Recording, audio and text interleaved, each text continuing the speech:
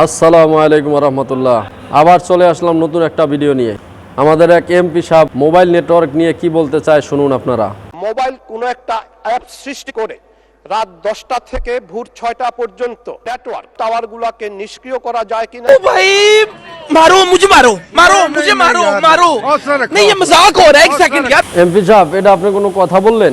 যদি mobile network বন্ধ করে দেন, একটা মানুষ ধরেন 2টা 3টার দিকে অসুস্থ হইলো বা মরে গেল, একটা মানুষরে যে ফোন দিয়ে জানাবে এই ইয়াটা তো থাকবে না। এটা কোনো কথা হইলো? আপনি দিয়ে এই কথাটা আশা করি নেই। কেলিগা আপনি একজন জ্ঞানী মানুষ হইয়া এই কথাটা বলা উচিত ছিল না। আরো কি বলবেন বলেন শুনি।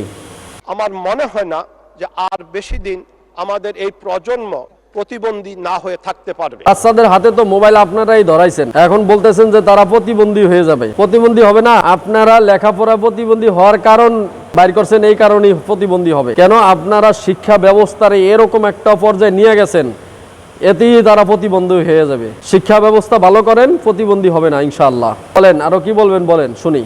গ্লোবাল পপুলেশন লেখাপড়ায় প্রতিবন্ধী হয়ে যাবে, প্রযুক্তি চালাতে পারবে কিন্তু তারা কম্পোজিশন করতে পারবে না। আপনাদের এই প্রজন্মের হাতে মোবাইল উঠে দিছে কেডা? আপনারাই তো দিছে। 2020 সালে 19 সালে যে করোনা আসছিল, করোনাকালীন সময় আপনারা পড়ালেখা, বিভিন্ন পরীক্ষার এয়াটেয়া সবকিছু মোবাইলের মাধ্যমে দেখতে হয় অনলাইনের কারণে। অনলাইনে ক্লাস হবে, এই কারণে মোবাইল কম্পিউটার তাদের কাছে আসছে, এমনিতেই আসে নাই। বলেন আবার কি বলবেন বলেন। এমনকি ব্রিটেন এখন তার সোশ্যাল সেফটি নেটওয়ার্কে সংকুচিত করে নিয়ে আসছে। অবশ্য আপনি যা বলছেন ঠিক বলছেন, কিন্তু বাংলাদেশে এটা কখনোই সম্ভব না।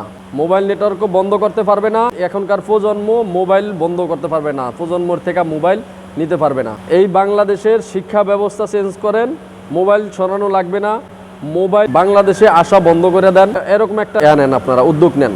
মোবাইল নেটওয়ার্ক বন্ধ করার উদ্যোগ নিয়ে লাভ নাই। আর শিক্ষা ব্যবস্থার ভিতরে ইসলামিক শিক্ষা ব্যবস্থা ঢুকান, দারুইনের শিক্ষা ঢুকাইবেন আপনাদের বাচ্চারা, এই কারণে তাদের সমস্যা হবে, তারা বড় হয়ে আরো খারাপ হবে। কথা বোঝেন না? সমস্যা এখানে। শিক্ষা ব্যবস্থা ঠিক করেন, সব ঠিক হয়ে যাবে ইনশাআল্লাহ।